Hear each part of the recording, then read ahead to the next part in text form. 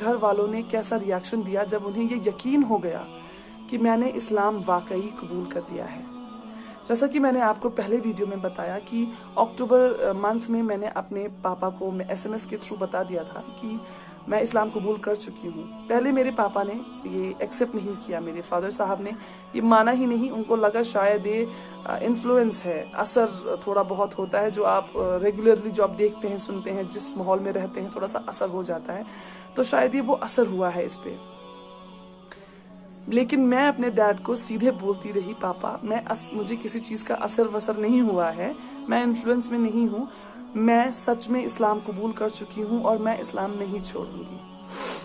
अब मेरे पापा मुझे समझाने लगे कि बेटा, मैं हर दिन की इज्जत करता हूँ, हर दिन बहुत खूबसूरत है और इस्लाम बेहद खूबसूरत रिलीजन है, लेकिन आप अपना धर्म छोड़कर किसी और धर्म को अपना लें, ये सही नहीं है। आप अच्छी बातें उठाएं इस्लाम से, अपनाएं अपनी जिंदगी में, लेकिन पूरी तरह मुसलमान ना बन जाएं। मैं अपने पापा से कहती रही, नहीं, मुझे इस्लाम में ही रहना है पापा, मैं इस्लाम नहीं छोड़ूंगी चाहे कुछ भी हो जाए।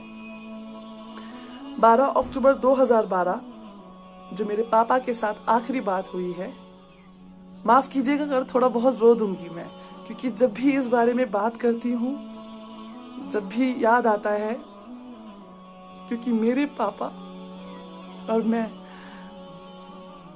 बहुत मजबूत रिश्ता होता है बेटी और फादर का। खासकर बेटियां अपने फादर से ज्यादा लगाव रखती हैं, मेरे साथ भी कुछ वैसा ही था। तो 12 अक्टूबर 2012 को पापा ने मुझसे कहा, बेटा वापस आ जाइए, छोड़ दीजिए इस्लाम। और मेरा जवाब यही था कि पापा, मैं आपसे कहती हूँ, आप पढ़िए इस्लाम। सिर्फ कुरान पढ़ लेने से नहीं, उसे समझने से, दिल से समझने से। उस नफरत से ना समझें कि इस्लाम ने मेरी बेटी को ले लिया, नहीं। पढ़ें कि इसमें ऐसा क्या था कि मेरी बेटी सब कुछ छोड़ने को तैयार है इस्लाम की खातिर। पापा ने आखिरी सवाल किया मुझसे, क्या ये आपका आखिरी फैसला है? मैंने कहा, जी पापा, ये मेरा आखिरी फैसला है, मैं इस्लाम नहीं छोड़ूंगी। और मेरे पापा ने फोन काट दिया। अगले दिन बहन से फोन आया और पता चला कि जैसे ही पापा ने पिछले दिन मुझसे बात करने के बाद फोन काटा, पापा जमीन पे गिर पड़े हैं। पापा को हॉस्पिटल लिया गया है, पापा एडमिट रहे हैं वहां। 1 साल तक मेरे पापा ने कुछ खाया नहीं, कुछ पिया नहीं, ग्लूकोज पे रहे हैं वो। न जाने अल्लाह की क्या रहमत थी, अल्हम्दुलिल्लाह वो जिंदा रहे। और 1 साल पूरा किसी से बात नहीं की उन्होंने, किसी से भी बात नहीं। यहाँ तक कि जो उनकी हमसफर मेरी माँ है, उनसे भी कुछ नहीं कहा। वो सिर्फ मेरा नाम लेते थे और जैसे ही मेरा नाम लेते थे उनकी आंखों से आंसू गिरते थे। मेरी माँ मुझे मनाती रही, बहुत मनाती रही। मेरा भाई रोता रहा, गिड़गिड़ाता रहा मेरे सामने नहीं, फोन पर, और कहता रहा, दीदी मैं अपनी पगड़ी उतार के तुम्हारे पैरों पे रखता हूँ, हमें कत्ल नहीं करो, वापस आ जाओ। मैं जवाब कुछ नहीं दे पाती थी, मैं सिर्फ रोती थी, दिन रात रोती थी। और इससे पापा को पता चलने के बाद, पापा ही वो थे जो कमाते थे घर में, मेरे पैसे जो पापा मम्मा मुझे खर्चा भेजते थे वो बंद कर दिया गया। आप सोचे, इतना बड़ा शहर बेंगलुरु, उसमें मैं एक अकेली लड़की, और पैसे बंद कर दिए घर वालों ने। न खाने को पैसे हैं, ना जिस कमरे में रहती हूँ वहां पे करने के लिए रेंट। आखिरकार धीरे धीरे बहन ने बात बंद की, भाई ने बात बंद की, माँ कोशिश में लगी रही कि शायद ये मेरी बात मान जाएगी और वापस आ जाएगी। माँ ने भी बात बंद कर दी जून 2013 में। माँ थक गई कोशिश करते करते कि ये वापस नहीं आएगी, ये नहीं छोड़ेगी इस्लाम। माँ ने कहा, जो भी बात आपको करनी है यहाँ आकर करें, जो भी आपको कहना या सुनना है यहाँ आके सामने करें, फोन पे आज के बाद कोई बात नहीं होगी। और सारे नंबर्स वगैरह बदल दिए गए। घर का लैंडलाइन बंद करवा दिया गया, मोबाइल नंबर्स चेंज हो गए। मतलब मैं वो हो गई, कहते हैं ना, बिल्कुल बेसहारा। बेशक मेरा सहारा अल्लाह था, मेरा ईमान अल्लाह था, मेरा यकीन अल्लाह था। लेकिन जरूरत होती है, माँ बाप की जरूरत होती है। खुदा का निजाम ही कुछ ऐसा है, माँ बाप वो मोहब्बत औलाद से, और वो औलाद के दिल में मोहब्बत अपने माँ बाप के लिए, ये खुदा ने कुछ सिस्टम ही ऐसा बनाया है।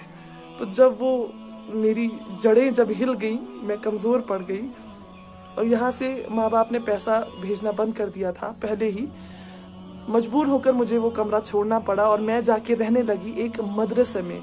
वहाँ पे गरीब लड़कियां और अनाथ लड़कियां रहा करती थी। मैंने वहाँ रहना शुरू किया। सबसे अच्छी बात यह हुई कि मैंने अरबी सीखी वहीं पे। मैं जो अरबी में आज कुरान पढ़ पाती हूँ, मेरी पहली बेसिक तालीम अरबी की उसी मदरसे में हुई।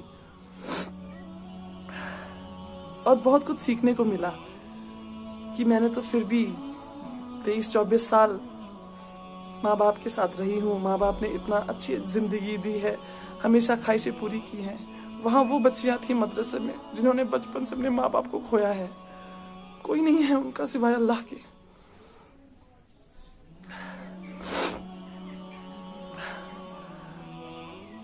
आखिर माँ बाप के साथ बिल्कुल बात बंद हो चुकी। नवंबर 2018 में जो आखिरी बात मेरी हुई है, वो हुई है मेरी नानी से। मैंने अपनी नानी को किसी तरह, मुझे उनका नंबर याद आया, एक दिन क्लिक हुआ अचानक से। मैंने जल्दी से वो डायल किया तो नानी ने ही उठाया। नानी से बात हुई, बेहद खुश हुई नानी मेरी आवाज़ सुनकर। मेरे बारे में पूछा उन्होंने, फिर बोला, बेटा क्यों किया तुमने ऐसा, क्या ज़रूरत थी करने की? अब सब भूल चुके हैं तुम्हें, कोई याद भी नहीं रखता है, तुम्हारे बारे में कोई बात नहीं करता। तुम्हारी बात, तुम्हारा नाम लेना सख्ती से मना है, तुम्हारा नाम कोई नहीं ले सकता। तो अब आप जहां हैं खुश रहें, अच्छे से रहें, सुकून से रहें।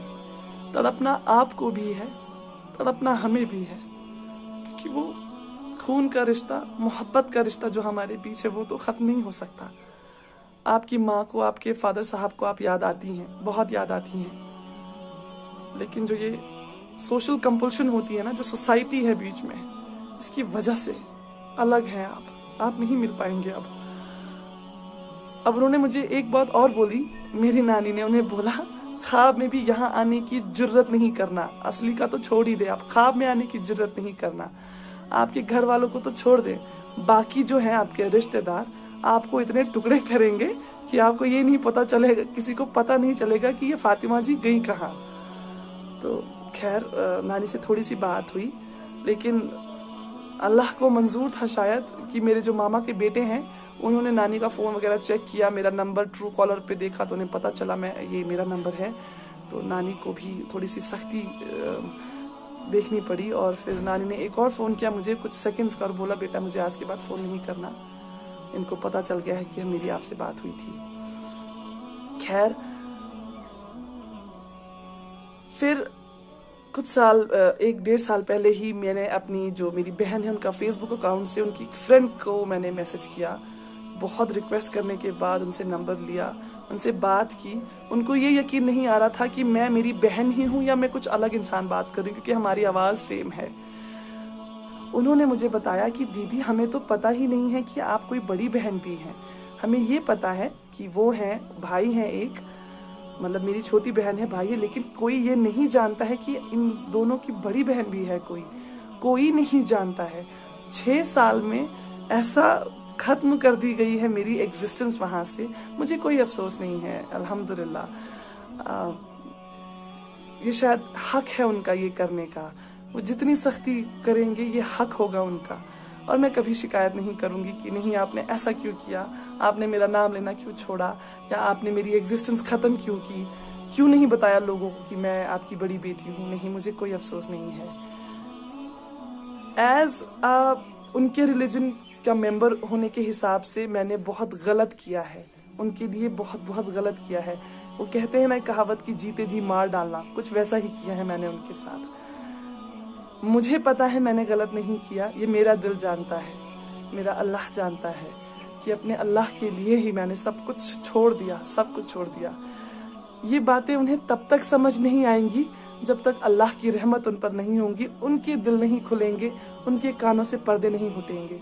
तब तक जब तक उनको ये बात समझ नहीं आएगी इस्लाम के बारे में, अल्लाह के बारे में, हमारे नबी सल्लल्लाहु अलैहि वसल्लम के बारे में, तब तक नामुमकिन है कि वो मेरी सिचुएशन को समझेंगे। मुझे कोई शिकायत नहीं है किसी से भी।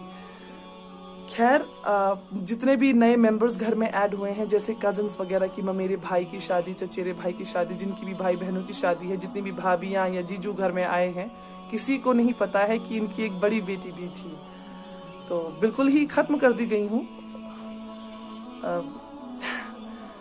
आप लोगों से कहना चाहती हूँ कि अगर आपके पास आपके माँ बाप हैं, जिंदा हैं, आपके वालिद हैं, आपकी माँ है, आपके साथ है, वो वालिदैन दोनों हैं आपके साथ, या शायद किसी और शहर में, किसी और देश में रहते हैं, अल्लाह के लिए कभी ऐसा ना करें कि उन्हें तकलीफ हो। ये ऐसा अनमोल तोहफा अल्लाह ताला ने आपको दिया है। बहुत खुश नसीब है अगर आपके पास दोनों है या एक भी है, बहुत खुश नसीब है, यकीन मानिए। ये ऐसा तोहफा है जिसके लिए आपने कुछ पैसे नहीं दिए। आप जाते हैं ना दुकान पे, आप जब पैसे देते हैं तभी कोई तोहफा खरीद सकते हैं किसी को देने के लिए। अल्लाह ने आपको फ्री में दिया है। आप अपनी माँ से जन्म लेते हैं, माँ और जो पापा फादर साहब होते हैं, दोनों से बेहद मोहब्बत मिलती है, मोहब्बत में पले बड़े हैं आप। आपको क्या देना पड़ा उन्हें? कुछ भी नहीं। उन्होंने आपका ख्याल तब रखा जब आप बेसहारा थे, बिल्कुल बेसहारा। जब आप शायद खुद कुछ खा पी नहीं पाते थे, तब माँ ने आपको छाती से लगा के आपका पेट भरा है। जब आपको चलना नहीं आता था, आपके फादर साहब ने आपकी उंगली पकड़ के गिर गिर के चलना सिखाया है। आपकी स्कूल की फीसेस आप कैलकुलेट करने बैठेंगे ना, ताउम्र की आपको फीसेस कितनी लगी हैं, आपका दिमाग चकरा जाएगा कि आपके माँ और पापा ने कितना खर्चा किया है आपको इस तरह का इंसान बनाने के लिए। तो अगर आपके माँ बाप आपके पास हैं, करीब हैं, थोड़े दूर भी हैं, खुदा के लिए उन्हें बताएं कि आप उनसे कितनी मोहब्बत करते हैं। उन्हें बताएं कि वो कितना अहम हिस्सा है आपकी जिंदगी का। अगर वो दूर हो गए आपसे, दोबारा आपको मौका कभी नहीं मिलेगा उन्हें ये बताने का। तो जब तक जान है बता दीजिए, जब तक ये सांसें चल रही हैं उन्हें एहसास करवा दीजिए। इस्लाम में सुना है कि जन्नत माँ के पैरों के नीचे है, जिस जन्नत के लिए हम तलब रखते हैं। सारे रमजान हमने यही दुआ मांगी है कि या अल्लाह जहन्नम से दूर रखना और जन्नत में जगह देना, या अल्लाह जन्नत में जगह दीजिएगा। वो जन्नत माँ के पैरों के नीचे है। जरा उन पैरों को चूम कर देखिए, जरा उस माँ के हाथों को चूम कर देखिए, जरा उनकी दुआएं लेकर देखिए, आपको जन्नत मिल जाएगी। और जन्नत का दरवाजा आपके वालिद साहब, आपके फादर साहब। जब तक जन्नत का दरवाजा नहीं खुलेगा आप अंदर दाखिल नहीं हो सकेंगे। तो दोनों ही बहुत अहम हैं, बहुत जरूरी हैं। कद्र कीजिए इस तोहफे की जो आपको बिना कुछ पे किए बगैर मिला है। कद्र कीजिए उस तोहफे की जिन्होंने ताउम्र आपका ख्याल रखा है और आपसे वैसी ही मोहब्बत करी है जिस दिन से आप पैदा हुए हैं। वही मोहब्बत वो आखिर सांस तक आपसे करते हैं। इंतजार कीजिए मेरी अगली वीडियो का, जिसमें मैं आपको बताऊंगी कि जिंदगी में फिर कैसी सख्तियां आई और अल्लाह ताला ने कैसे कैसे मदद की। वीडियो के नीचे सब्सक्राइब के बटन पर क्लिक करें, बेल के आइकॉन पर क्लिक कीजिए ताकि हर नई वीडियो की नोटिफिकेशन आपको